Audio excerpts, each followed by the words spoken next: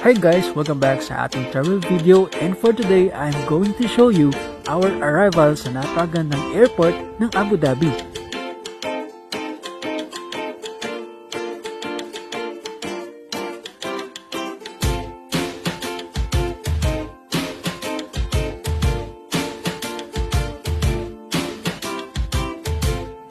So diba parang napaka-modern ng airport na ito. So yan, so ikot lang ako dyan. Then, naghanap tayo ng ATM machine para makapag-withdraw tayo kasi wala tayong dirhams.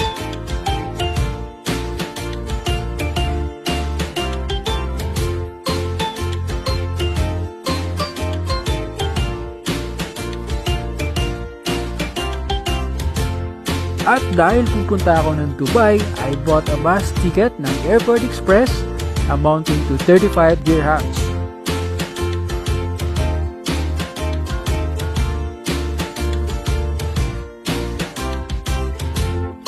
Yun no, tara na sa waiting area dahil malapit na dumating ang bus.